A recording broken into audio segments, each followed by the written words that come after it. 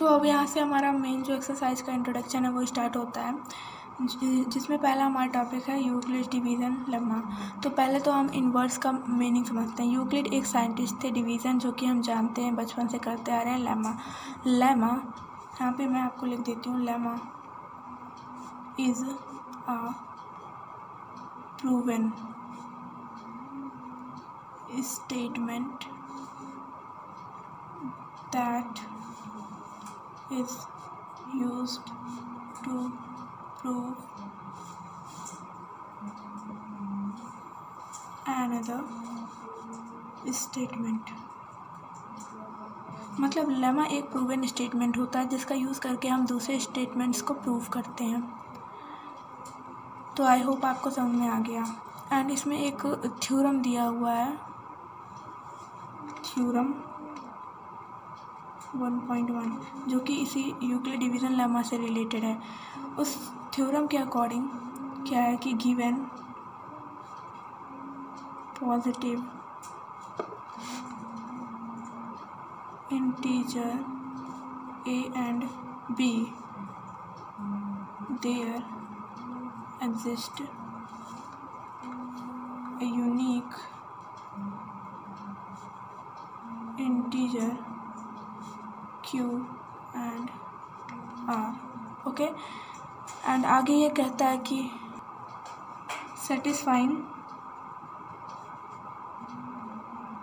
a is equal to b q plus r, जहाँ पे जो r की वैल्यू है वो b से तो छोटी होनी चाहिए लेकिन 0 के इक्वल या 0 से बड़ी होनी चाहिए।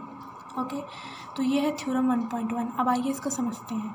यहाँ पे दिया है given positive integer a and b, मतलब कि हम लोग को पॉजिटिव इंटीजर दिया होगा a और b के फॉर्म में। अब इसको मैं आपको एक एग्जांपल समझाती हूँ। तो बेसिकली इन दोनों का यूज़ हम HCF निकालने के लिए करते हैं, हाईएस्ट कॉमन फैक्टर। अब जैसे कि यहाँ पे मैं एक डिवाइड लेती हूँ 4, 2 2 जा 4, यहाँ पे 0 आ गया। हम जानते हैं कि ये है डिविडेंड, ये है क्वोशंट, ये है डिवाइज़र, ये है रिमाइंडर। और हम ये भी जानते हैं कि मैं आपके लिए यहाँ लिख देती हूँ डिविडेंड, क्वोशंट, रिमाइंडर एंड ये हो गया डिवाइज़र। हमें जानते हैं कि dividend is equal to divisor into quotient plus remainder होता है। तो अगर हम इसकी वैल्यू पुट करें, 4 इज इक्वल टू डिवाइज़र हमारा 2 है इंटू क्वोशंट भी 2 है प्लस 0। ओके, अब इसके अकॉर्डिंग क्या है कि यहाँ पे हमने डिविडेंड को मान लिया है a, डिवाइज़र को मान लिया है b और क्वोशंट को मान लिया है q। तो इंटू करेंगे तो ये हो जाएगा bq प्लस रिमाइंडर को r मान लिया गया है। यही है हमारा यूक्लिड डिवीज़न लेमा, जहाँ पे जो r की वैल्यू है वो 0 के इक्वल या फिर बड़ी होनी चाहिए और b से छोटी होनी चाहिए। अब यहाँ पे आपने देखा कि given positive integer a and b, मतलब कि ये जो हमारा था डिविडेंड, ये 4 और ये, मतलब जिसको डिवाइड करना है और जिससे डिवाइड करना है वो चीज़ हमको दिया है। डिविडेंड और डिवाइज़र ये तो हमको दिया रहता है क्वेश्चन में। अब जब हम डिवाइड करते हैं तो क्या बचता है, क्वोशंट और रिमाइंडर ही तो आता है। तो ये हो गया क्वोशंट, ये रिमाइंडर। यूनिक इंटीजर मतलब कि जब हमने इसको डिवाइड किया तो इससे एक यूनिक मतलब यही आएगा और कुछ नहीं आएगा इसके अलावा। फॉर एग्ज़ाम्पल 3 एंड यहाँ 7 है, तो यहाँ 3 2 जा 6 हो गया, यहाँ 1। तो ये यूनिक है जो कि इसको डिवाइड करने पर आएगा ही आएगा, एक सिंगल है, इसके अलावा और कुछ नहीं आ सकता। तो यहाँ पे वही बोला unique integer q and r satisfying a is equal to b q plus r. तो आई होप आपको यूक्लिड डिवीज़न लेमा समझ में आ गया। अब आइए समझते हैं एल्गोरिथम को। तो जैसा कि मैंने आपको बताया कि हम यूक्लिड डिवीज़न लेमा और एल्गोरिथम का यूज़ करते हैं HCF निकालने के लिए।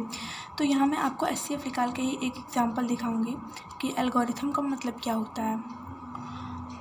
तो यहाँ पे हम a की वैल्यू वो लेंगे जो बड़ी होगी। ओके, डिविडेंड होगा वो, क्योंकि छोटे से ही हम डिवाइड कर सकते हैं इसको, बड़े से छोटे को कैसे डिवाइड करेंगे।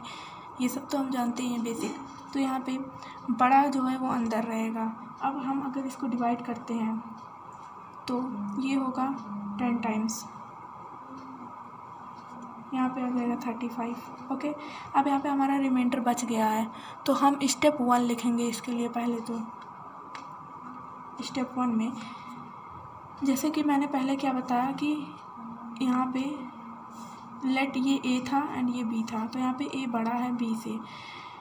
एंड नाउ हम अप्लाई करेंगे यूक्लिड डिवीज़न लेमा। तो ए की वैल्यू तो 455 एंड बी की जो वैल्यू थी वो है 42 इंटू 10 क्वेश्चन प्लस 35, ये रिमाइंडर आ गया। अब हम जानते हैं कि HCF में जब तक 0 नहीं आ जाता तब तक हम उसको करते रहते हैं। तो इसको हम फिर से डिवाइड करेंगे। ओके, एंड फिर ये जाएगा 1 टाइम्स, आ जाएगा 7। ओके, एंड नाउ यहाँ पे आ गया 35, यहाँ 5 आ गया, ये हमारा कैंसिल हो गया। तो अब हमने जहाँ यहाँ पे देखा कि ये हमारा स्टेप 1 था, अब स्टेप 2 भी लिखेंगे।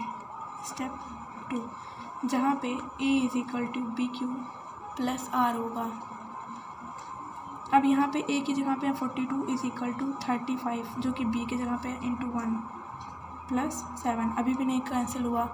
तो फिर से हम एक बार यहाँ पे लिखेंगे, इस बार लिखेंगे 35 = A = BQ + R के टर्म में। तो ये हो जाएगा 35 = 7 × 5 + 0। अब हमारा 0 आ गया, तो समझ लीजिए कि ये जो 7 आया है वही हो गया इसका HCF, मतलब 455 और 42 इसका HCF हो गया = 7। तो 7 ही हो गया इसका HCF। तो ये जो हमने इतना सारा स्टेप जो फॉलो किया यही कहलाएगा एल्गोरिथम। मतलब कि जब हम यूक्लिड डिवीज़न लेमा को ही स्टेप्स में फॉलो करेंगे, स्टेप्स में लिखेंगे, एक वेल डिफाइंड स्टेप में लिखेंगे, तो वही चीज़ हमारा एल्गोरिथम कहलाएगा। और जो ये वर्ड था एल्गोरिथम, ये एक पर्शियन मैथमेटिशियन थे अल-ख्वारिज़मी, उन्हीं के नाम पे ये जो नाम है एल्गोरिथम वो पड़ा है। तो आई होप आपको वीडियो पसंद आई है। एंड मैंने इसका पहले एक बेसिक इंट्रोडक्शन दिया था क्लास 9th के टर्म में। सो अगर आपने उसे नहीं देखा है तो प्लीज़ देख लीजिए, बिकॉज आने वाले टाइम में हम उसका यूज़ करेंगे। सो मिलते हैं नेक्स्ट वीडियो में, तब तक के लिए थैंक यू सो मच।